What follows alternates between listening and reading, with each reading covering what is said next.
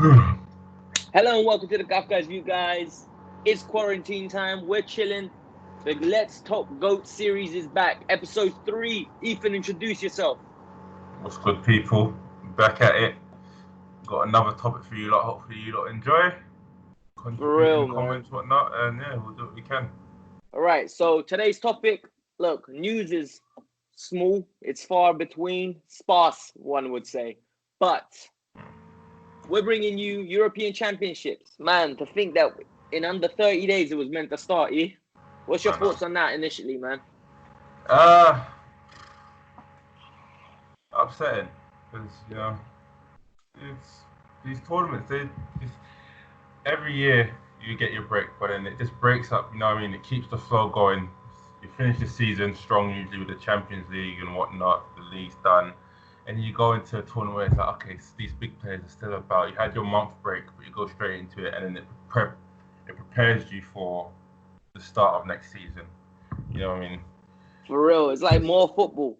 More football. And when it comes down to it, who doesn't want more football? You know Exactly. Listen, guys, if you're new to the channel, hit that subscribe button, like it. And if you're a consistent watcher, and even if you don't enjoy it, hit the like button, support the channel as it is. We're growing, and it really helps, especially me and Ethan really enjoy doing this. So any bit of love to find people that want to talk and interact, we're happy to do so. Yo, E, we're going to cover this today in a specific way, like we decided. Who are the favorites for next year's tournament? Who leads the tournament? Who are your dark horses and players that we're going to keep an eye out on the tournament? Basic chit-chat. Let's talk GOATs, innit? That's how GOATs are made, tournaments like this. Yeah, well, I'll let you start off then. Who's your favourite? Right, for me, Belgium. This is a must-win tournament for Belgium. Like, we've gone into so many tournaments, whether it's World Cups or Euros, and it's like, dark horses. No more dark horses. You the big horse now. Like, you need to be... Eden Hazard, legacy depends on this. You can't have another tournament where it's if, buts, maybes, or it's, I got to the semis, though. I went out to France. They won the tournament. Okay, cool. You went out to France. This time I want you winning it because there's no more excuses. God gave you a blessing, ankle injury, but the tournament's cancelled. Do you know what I mean? Like, you're not missing it. So, in his way, he's got a second chance. It's redemption story time. So, for me... There are quite a few players who've got their second chance because of this, isn't it? For real, like, what's your views on Belgium? Well, I say Belgium, I think it's a good shout. Not my personal top favourites. They are one of. So if you had a tier of like 4 or 5, or maybe even top 3, they're definitely in there. And as you said, when it comes to players that leave a legacy in football, these are the kind of tournaments that aid your cause. Hazard couldn't do him no harm. I also want to say as well, in terms of players like De Bruyne, even a Mertens and those kind of players, when you talk about the best players in your leagues, I know a lot of people, as much as they want to keep it just on what you've done in the league, these kind of things always stick out in your mind. Without a doubt. So, look at James Rodriguez lives off his international tournament. But yeah, with James, that's all he's got, bro. He lives by that. I don't like his stuff at Real Madrid. He was barely there for it. You know what I mean? No disrespect, love you, James, but I'm talking as an example. Let's say a Ronaldinho, where it's like he was best player in the world. But then you remember he's won a World Cup, and he's in the talk of the GOATs. Of all time, because international tournaments do that, innit? They for real do that. Like Eden Hazard, this is a golden generation for Germany. Like for Belgium, so like when you actually deeper, remember England's golden generation, the 2006 one.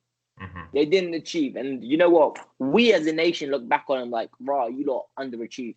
For me, it'll be just as mad if Belgium underachieve now and don't win nothing, as if England. Because I think it'll be a look back thing because I think the basis of Belgium, they're always a good footballing nation, but they're never like this the top 10s like of all time. You're always looking at Belgium. It's only like this.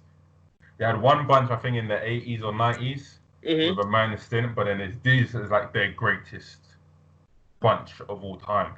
Whereas England, they've had their moments in the 60s and they had the 90s, and then they had that one. So I think it's the case, if they don't win it now, then they'll go forward. It'll be in the future when they look back and be like, damn, we really missed the mark For real, because if you look at this team, right, the spine of the team beautiful. Like, you know, the middle of the pitch. You got the Courtois in goal. Say what you want, Chelsea fans. Wavy goalkeeper. Gave us a great service. Good level goalkeeper. They were spoiled at centre back. Vertonghen, Vermaelen, what's his name? Alderweireld company. They were spoiled. Now it's like it's the last. Yeah, they're getting on. You got the middle with the Dembele's, Fellaini's, Witsel, De Bruyne. What you want? Then you got the magic players and the Hazard brothers, the Tielemans, the ones that can make something happen almost for you. So it's like they got Lukaku who bangs goals. And look at this group. Denmark, Finland, Russia. Lukaku's coming out with 7 goals then out of that group. Like, you know he's coming out with 7 goals out of that group. So for me, they'll get out the group comfortably. Everything will look beautiful, Gucci. You're going to have Mitchie running around in his beautiful clothes and celebrating and dancing. Like, kicking a ball in his face again. Oh, man. You know how it is, yeah. For me, Mitchie's the best striker they have. It's lack of opportunity, but it is what it is, man. Like, so for me, they're the best team. Like, they're the ones to beat. I think they're better than France. I think their best player is better than France's best player. That's the way I always like to look at tournament. And their second best player is as good as France's second best player. So I think Hazard's better than Mbappe, and De Bruyne is as good as Pogba. So no excuses, innit? No excuses. Deliver now. This sounds so much like the Lakers talk, but we're not talking basketball anyway. I watched too much First Take. Well, as I said, my favourites are the team in question right there, and I think it's France because they're just spoiled for choice. Stacked. They've got backup on backup on backup, and again, it's not like their first team isn't already one of the top starting national teams in the world. I mean, they're the World Cup champions, for God's sake. But then, as I said, their best player at the age of, I want to say, 21 now. Yeah, 21, 22. At 21, best player, only getting better. And I think, again, it's the little things which I think, like, when I watch Mbappe and you're talking about these ruthless, like, killer instinct goal scorers, I think Mbappe's actually got that more than Hazard. So if it came down to, like, who's going to be last minute, just switch into this, like, beast that's going to just destroy everything in his path to get that goal, Mbappe's more likely to do that. And then when you talk about support casts, we've said Belgium's spine, as strong as it is aging. A lot of their best players. France are the other end.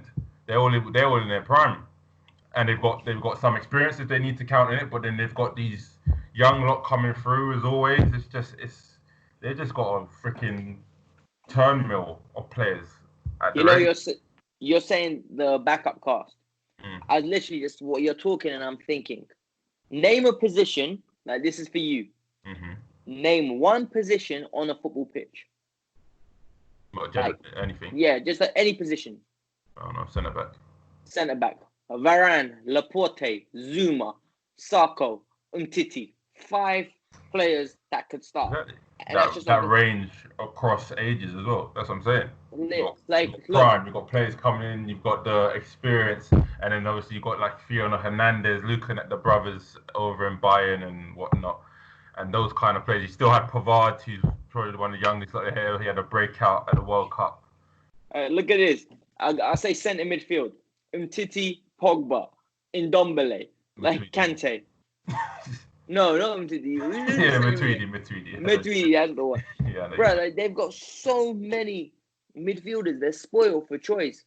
Bro, they can bring Valbuena out of, like, retirement. I mean, he almost single-handedly beat Tottenham at his old age. So that's what I mean. And they still got players like Payet just floating about being one of the better players in their league. So it's almost like unfair. But I think so as well. But that at the same time, I think there was pressure. I don't think they really had that pressure at the 2018 because it was like they were good enough to just get the job done. Whereas now it's like, okay, it's more focused. You know what I mean? You ain't got teams like Brazil and Uruguay to worry about. It's literally just essentially France, Belgium, and they have to others. win. I think there's no excuses for this one now. Like, if they don't win, it's a failure. Because you got to the final, you lost to Portugal. You got to the final of the World Cup, you won. Ugly fashion. I think now the French public will want to do it in style. And I think the problem is just it's an outside looking in, because it wouldn't surprise me that those that are like, listen, we've won a World Cup. I'd like to win, but if we don't get to the finals or semis, if we play in a Belgium or a team that's like, okay, you beat us, fair play, and then we'll go again in 2022 or 2024. Obviously, I'm saying, do you see what Spain done not that long ago? If you've got the players to do it, go try do that. Dominate cycle. Dominate. It's like in economics, the business cycle. Like, you have your peaks, and then you're gonna eventually come down. And bro, they're booming right now. Like we're talking about. Look at the wingers, bro. If Dembele, go on. If Ousmane Dembele, right? Mm-hmm. If he bangs and becomes the player, if he just stays fit, they're sorted on the wings. The number 9 position sorted. Like, bro, what are we gonna do? Like, I mean it. The whole of Europe, what are we gonna do? The French are gonna dominate. Well, I'd say they've actually got, I would say, the hardest group. Yeah. Because it's literally them, Portugal, Germany, and then one of the playoff will go into winners. There's one thing though, UEFA ruined it. I watched my mouth there, innit? UEFA, you ruined it. Third place goes through in this league, like 80% of the time. Yeah. So it's basically... they all go through, basically. No, because you say that, let's just say one of those teams loses. And then they only draw the next 2 games, hypothetically. Mm-hmm. Or they lose twice and then beat the playoff team. That may not. I mean, it's 14. No, like it may not, but the way. Remember, Portugal got through with 3 points. There's 4. There's 4. Not. I was gonna say there's maybe only 2. No, it's 4 teams. Bun it. Yeah, they're all going through. As long as one of them don't mess up, they're all going through. I think it's a madness. I think it's a blessing for those teams as well, because you can't meet one of those. They can't meet each other until the semis. The way the brackets will be formed. So you're like, in Portugal's case, they're gonna avoid Germany and France till the semis. That's beautiful. Like, basically what they done last time. Yeah, like they'll be like, listen, cool, you give me the Sweden, you give me the Poland, I'll deal with them on penalties. But like, on a level, I think the French look great. Anyone else? Like, who is your like? I think those 2 are the outstanding that we've mentioned favorites. Yeah. Who are not your dark horses, like, oh, no one else will predict. But we can put a challenge in. Good challenge. So okay, those are 1 and 2. I'd say third out of the teams I'm looking at, I'd probably say Portugal, because me gusta. England, I just listen. You had a great World Cup. It was a great summer, but I can never fully trust them. Germany, they're going to be the next topics, and Spain as well. They're also the next topic. Italy are coming up, but then they're just loosey goosey right now. For me, that's my dark horse. We'll get into that later, though. That's who. But yeah, I'm saying Portugal purely because their best player is a freak of nature. So he's going to be playing at the age of 37, but to the same level or in the same physical fitness of other players at 31. You know what I mean? It's just like, if there's one thing to not worry about is if Ronaldo's going to be ready for that tournament. And then they've got these other players, Bruno Fernandes starting to turn up. You've got Bernardo Silva who's now getting into that world class. He's working towards that tier like prominently. And they've got João Felix, the golden boy from last year. And then others who are just supporting the cause. Right. And you know what else, bro? They're winners. Like, a lot of them have won a lot in Portugal and have left to go on to big clubs, and they've won again, and then they've won the experience of winning the Euros. Do not underestimate that. Well, they won the Euros, but then they showed that they mean business. They won that Nations League as well. Like, say what you want about the standard and whatnot, but it's still something to go out and prove yourself against other teams, and they've done that. And you know what else? What I like about Portugal's team? Like, they're always one of my favorite teams because they've got experience at the back, and then they've got a little bit of flair up top. But the flair is very contained into a nice, disciplined shape. Like, no individual, even Ronaldo, is bigger than the team. Does that make sense? Like, Yeah, the team, in terms of the system, yeah, it's yeah, like all of us matter. he does his job defensively as well. Do you understand? Like, and I think that's so incredible to get your star player to buy into your system like that. Like, the manager doesn't get enough credit for me. Well, one team I just realised that I forgot to mention them. Like, I'm surprised. I just realised Holland. Yeah, they're another one though. They're clutch. Like they've had their dark times again, but that is just Holland. If you go back through history, they go dark light. Third of the World Cup, don't make the next tournament. Get to the semis, go out in the group stages. It's always up and down. So I think this is their up. You know who holds that key for Holland though, right? I mean, the king. Memphis Depay, fam. That's the key holder. I'm telling you. I'm telling you. He can be he can hold the key to the car, but the man who decides whether that car goes off at 100 miles an hour in under 6 seconds is that guy at the back. Thing is, their back is sorted. Their back is sorted. Yeah, but listen, I love my guy Van Dijk. He still needs to turn up at these moments because he hasn't been proven at these moments. I believe he will, but that matters still. You know what I mean? And you know what else is a blessing for them? Ake will be a year developed. De Ligt will be a year developed, and Van Dijk in the middle. I don't be surprised if they go with 3 at the back with those 2 either side of him, or Ake left back. That's fine. Then they've got a good core in the middle. Like the Wijnaldum is so clutch for them. De Jong, a year at Barcelona, wavy. And this is why when I tell you, Quincy Promes, good player. Memphis Depay is the guy that makes them click. He's almost I love seeing him at false 9. Everyone says he can't play it. He plays it to perfection. Because he runs in behind, he comes short, he's good enough to create, hold the ball up because of his size. Man, they're going to be a team to watch, bro. We need to watch them, definitely.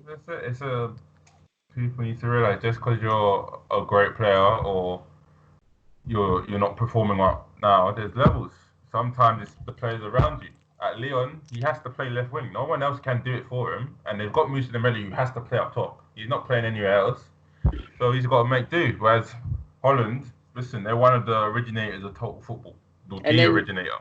So their group is nice, but it's a tricky one, you know. They've got a tricky group. It's one if you get complacent, you get found out. Exactly. You know what I mean? The Ukrainians, the Austrians, they're good footballing nations. You know and not even just that. Shevchenko's got a nice little project in the Ukraine, you know, like he's started a good project. They soared past their group stages. They done fantastically well. They done it comfortably.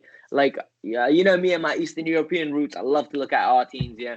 Mm-hmm. The Ukrainians, they did their job. They did beat out Portugal to do it as well. Exactly, comfortably. Like, it looked like Portugal was struggling to get in at one point, you know? Mm-hmm. And then Austria, bruh, Embolo in it. Like, come on. You got Wrong nation. Who did he play for? Switzerland. Bro, why do I get those two always mixed up? It's because they both speak German. It's because they both hosted that Euros one time, isn't it? Ah, yeah.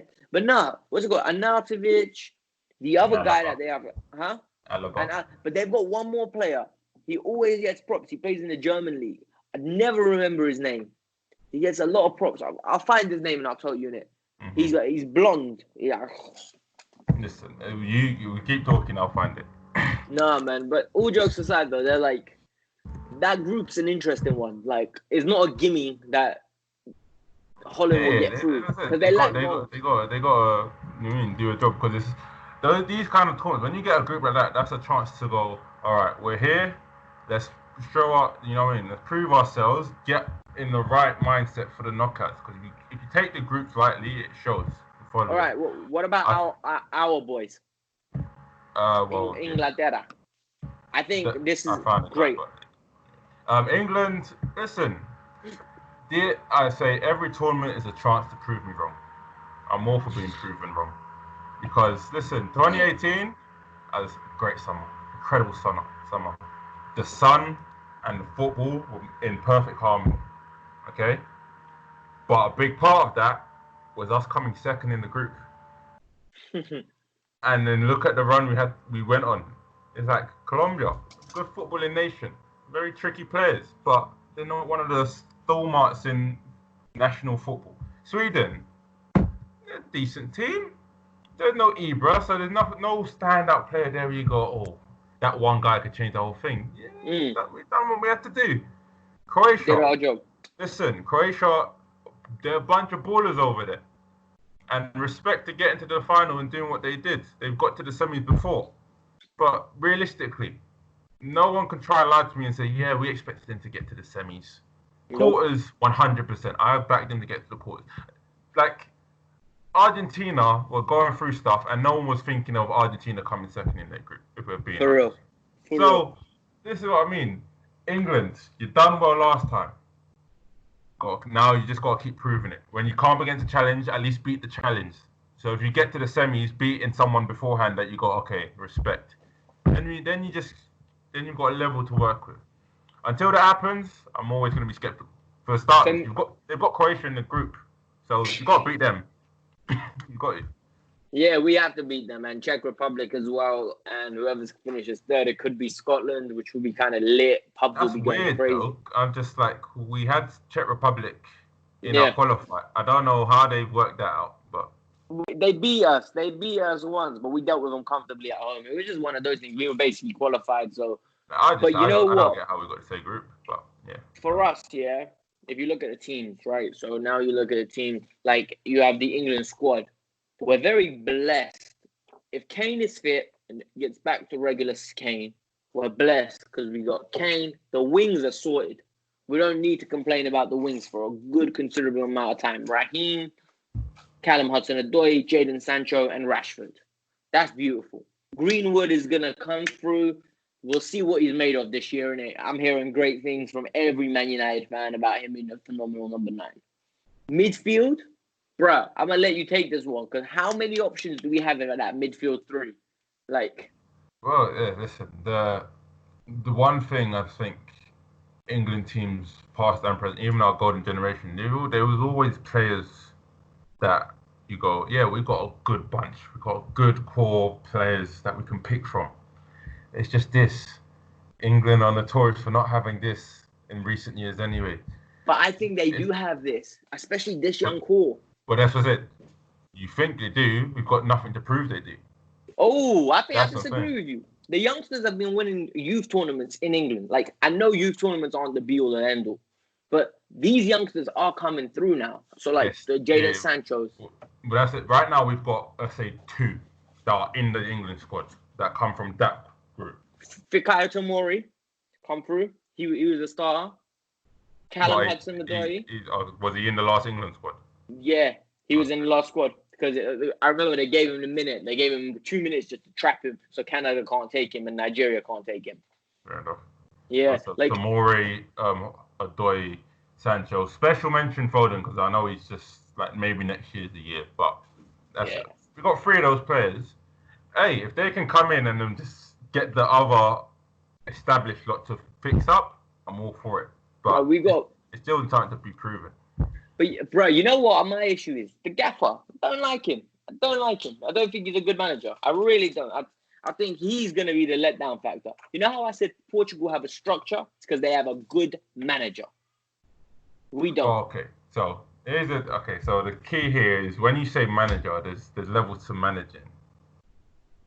Just because you're not this tactical, like, genius or, like, this innovative guy does not make you a bad manager. You know what I mean? So you don't like his footballing philosophy. I don't see his footballing philosophy. I don't see what he's trying to do with his team. Like, we don't keep the ball well. And he picks workhorses in the midfield when we don't get the ball forward quick enough. So it's almost like, bruh, honestly, I think there's a good core there. There's good talent there in England. But how many times have we said that? You've said that already today. Like, that's what I'm saying. There's only so many times I can go, if we didn't have this at this time, we didn't have this at this time. We only needed this. If we had this guy in charge, or if we had this one person who played here, like, listen, no more excuses. Listen, we're supposed to be England. We're supposed to be the inventors of football. We're supposed to be the holy grail. Like, the Premier League is supposed to be best league in the world. So we got to represent. Let's represent then.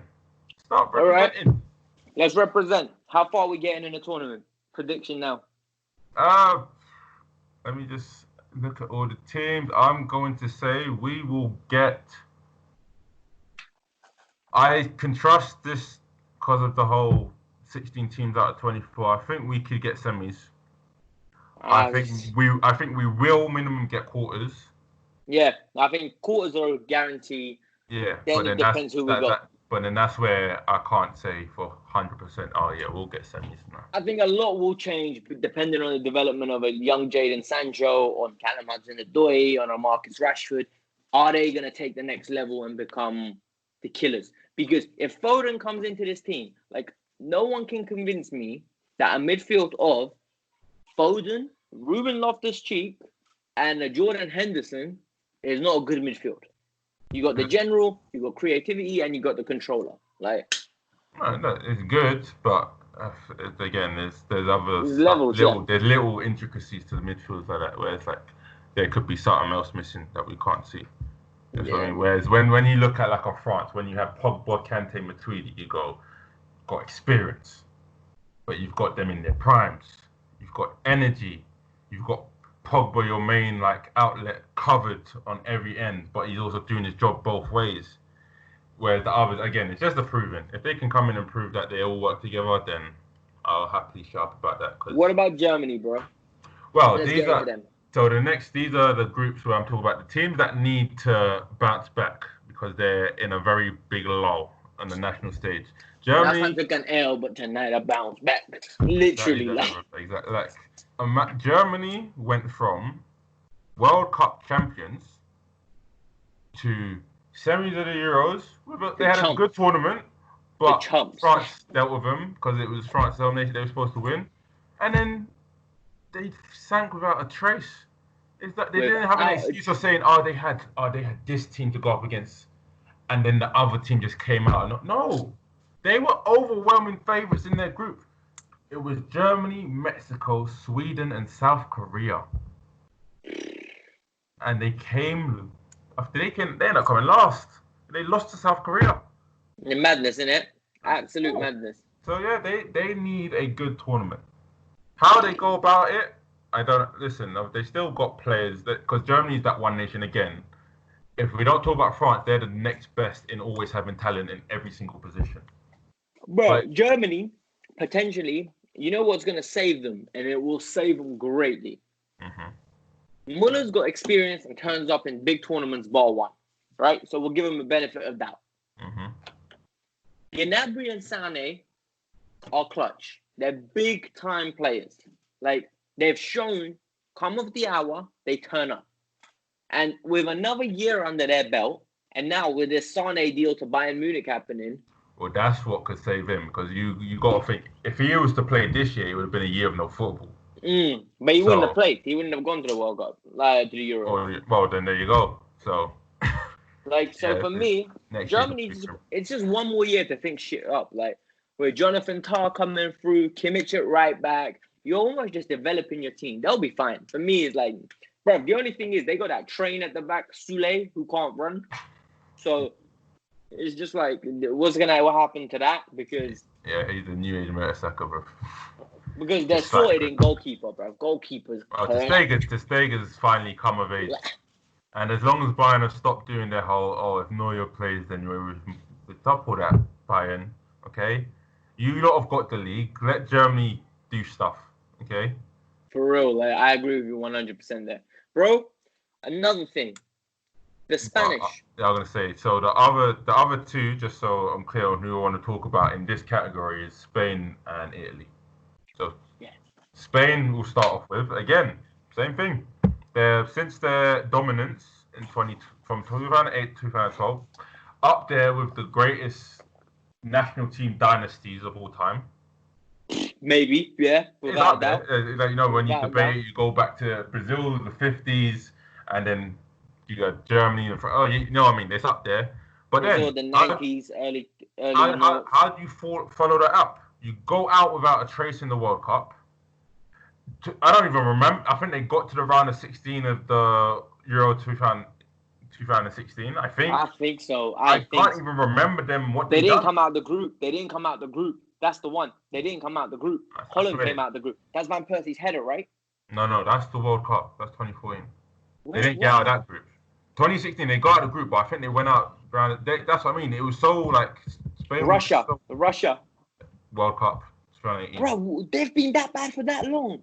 That's what I'm saying. So it's been they need something, bro. They need to regain like their cojones, bro. Bro, and you know what the worst thing is? Say. I don't think they're gonna come. Their squad's not good, bro. They've got talent here and there, but it's not a team. Like, bro, you know what? That dynasty that we were talking about, right? Yeah. It's because you had a lit team. Every position was a world-class player. Bro, say what you want about Capdevila at left back. He was still a good player. Oh, very good. Very good player. So this team now, yeah, you've got Kepa and De Gea fighting for a first team spot. Both want to come down. Both want to come down. Okay. Yeah, but Kepa's number one. Kepa's number one now. He's got the jersey, bro. So for the year now. Okay, check my Twitter, bro. I've been beefing everyone for it. Yeah. You got Carvajal on the come down. You got Ramos +1. It's worrying when Ramos still plays at this age. It's good leadership, but Ramos is rash. Left back Jordi Alba or Gaia. Okay. But then Thiago Alcantara is great. I love him. Is he a match winner? So underrated, man. I feel so sorry for him. But you know what? You say that, right? You say he's underrated. I love the player. I really do. But I don't think you can win a tournament of this magnitude if he is the defining best player on that team. Yeah, and but that's the same way, let's say, when Spain won the World Cup 2010, Iniesta was the main man. By that definition, Xavi was the support. Yeah. If Thiago was that, and obviously you had other players like your strikers, David Villa, Torres, whatnot. But you see what you just said there? Yeah, but the supporting cast was wavy. That's supporting cast. Spain's just a mess right now. Like just to update for all the people who are already probably searching this on like Google or Wiki, they went out to Italy in the round of 16. So that's not good. It's not good. And it was transition Italy as well. And then, I think it's Conte's Italy. Yeah. Conte done a sick job there. Shout out to Conte. But, realistically speaking, when you deep it down, who they got up top? Morata or Diego Costa? Both on the Costa on the come down. Morata. Yes, yeah. He needs. Yeah. If he's feeling good, he's a very good player. The wingers, Vasquez, Rodrigo. Have a laugh, bro. Dip out of here with your Vasquez and Rodrigo, bro. They're gonna start counting on Ansu Fati, bro. Get out of here. Hey, you say that as a joke, bro. He may end up being their first team, but he's that good, bro. Bro, I'm not even joking, bro. Who else is that? Asensio. Where's my guy anyway? Been injured the whole year. So he's another one. This has been a blessing because if he can get back into the Real Madrid squad and show that he can hit that potential, then he needs to go on loan. He needs to play because he won't play at Madrid next year. There's way too much talent there for him to be playing, especially off an injury. Spain are literally in turmoil. They're usually what England are. Good talent, but it's just not a team. I can't write a Spanish team. The only thing I would say is they're kind of blessed in the midfield three. The Saul, the Coque, the Thiago. It's one of those ones. If they were ever to do anything, it's because other teams will forget that Spain is a footballing nation. Yeah. But it's not a case of them coming, putting their bleep on the table and going, yeah, we're here to mesh stuff up. You've got to stop us. You know what I mean? Yeah, and I think, you know what, there's still enough respect for them out there where no one's going to go and say, you know what, let's have an open tick-attack game. They'll be like, nah, G, we need to win this game. So, listen, I don't care where you lot are at. We've got a job to do. Whereas, other teams, there's been times where you go into. So, for example, I think Brazil with Belgium. I think that was part of their mindset. Brazil were like, yeah, we're this great. I know Belgium, they've got Hazard. They're the new kids on the block, but we still need to. We're still the team. We got to win. And then Belgium were like, no, we're taking you lot out. No, Get out. it was the lack of respect, and I agree with you. But then, all right, bro. So now, for me, my dark horses, the Italianos, they're fantastic. I think, bro, they're dark horses to win the whole damn thing for me. They've got so much. They're just a team. I love what Mancini's a good manager, bro. There's not enough respect put down on his name, personally. Yeah, I hate when people talk about Mancini like he's some kind of throwaway manager. He is a fantastic manager. They got Donnarumma in goal. Very good. He's gonna be there for at least another 10 years. Yeah, you got the Romagnoli at centre back with whether you want to put a Bonucci there or like Italian defenders they're going for years. I won't be surprised if Chiellini's still there, fam. Like he probably is. Yeah, and then the midfield is where we get into business. Who do you want, bro? Do you want a dish cooked up with Sensi, Barella, Verratti, Jorginho? What do you want? Like, listen, there's one guy, and all my FM addicts out there can vouch for this, bro. He's gonna have another year under his belt. Oh, I can't wait. Sandro Tonali, bro. I heard of him. But I've seen one full game with him, and then I've seen the stuff that makes him stand out for him to be like noted as a top talent. If he comes through on that next year, and then goes to Italy, generally speaking, we've got the new age Pirlo. I don't like to say the next Pirlo because that next is the worst thing I hear. But the new age, you know what I mean? Oh, he's so good. He's so good. And then you peek it, like this is the best part. I love listening to this. Bro, they got the wingers, They got like Chiesa, Bernardeschi. And people are going to tell me these aren't stars. They don't need to be stars when you're in an Italian team. You're in a unit. Think about it. What the German team that won the World Cup, were they made up of stars? Or were they just a load of great players who work together brilliantly? Exactly. For real. Like, again, I'll use my team, Liverpool. Like, you've got players that are household names, but no one, it wasn't like, oh, this is his team. This is his team. No, you've got 5 players that stand out. And brother, we're talking about it now, This will be Ciro Immobile's last chance as well, bro. My man he's the new Di Natale, bro. He's been on fire for the past 3 seasons. My man went. You know what? Yeah. You know when they say abroad is good, but home is better. He is the definition. My man smashed it at home, went abroad. He's like, Dortmund, Sevilla. Come back home and just took off where he left off. Like, listen, again, some people is meant to play some places. Like Diego Forlan never worked at Man U. And then he went back. Then he went to Atleti, went to Villarreal, and then Atleti, and then he turned out to look like one of the best strikers in the world. I love that guy, bro. What a man! What a man! He realized the errors of his ways, and he took his career back. For me, I'm not even gonna lie to you. I know this is a side note. The argument that there's no need to have 3 world-class strikers in one team. You can't make it work. Well, Cavani, Suarez, and Diego Forlan worked like a treat, fam. Well, the beauty of it is you've got. So remember, Suarez when he was first breaking out wasn't a bona fide striker. He was getting played on the wings. He just had that ability. To this day now, Suarez is anything you want him to be. I'm convinced he can play centre back if you want him to. Like he's that good. This is what I'm talking about. Mindset. Certain players have got the mindset. Suarez for the cause. You know that for the cause mindset. That is what you want. So when you talk about MSN, if you watch them, none of those 3 were staying in the same place the whole time. Yeah. And that's what the best players are known for. Being all right, E. When needed. Prediction times, yeah? So we're gonna go for the 4 categories I've got in my head right now. We're gonna go 1 for 1, literally just answering quick questions, quick fire rounds. Go ahead. Number 1, who's gonna win Euro 21 for you? Okay, so I've said my favorite is France, but then that means the winners will be. I'm saying Holland. You're saying Holland. Holland to win it.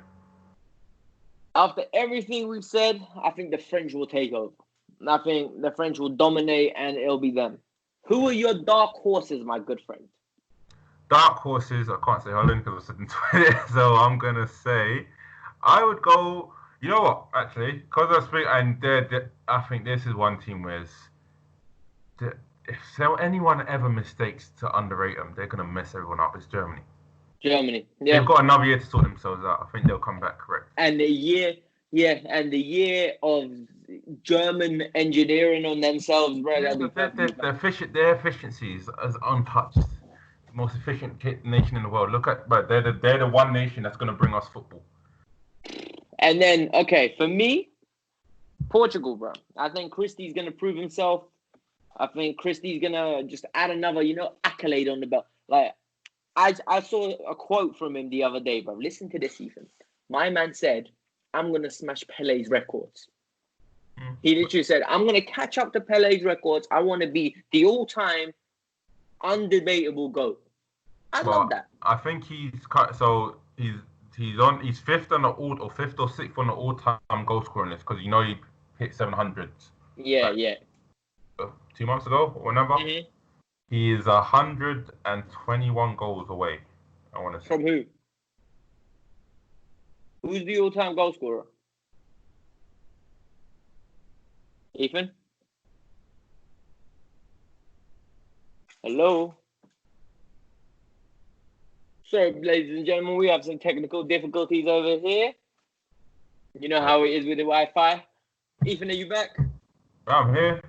Yeah, we had some technical difficulties. I apologize to the man then. We'll get back into it. You said 121 goals. I could hear you. But, so it's like 100 and something goals. I'll get it. Don't matter. You lot understand. Ronaldo's in breach of getting number one. Pele's one.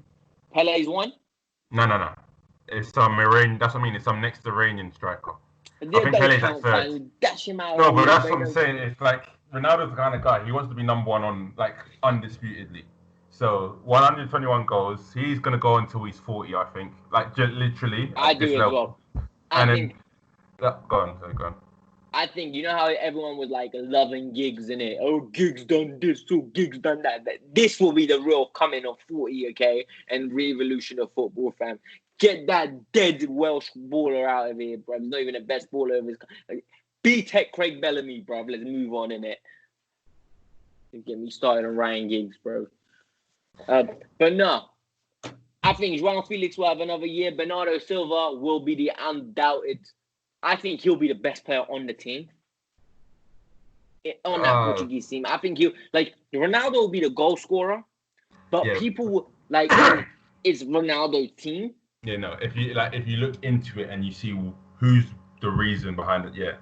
I think Bernardo, and when you look at the midfield, and Bruno and Ruben, and we don't know what's gonna happen to Renato Sanchez. We don't know Carvalho is gonna be there sitting the dish that he is at all times.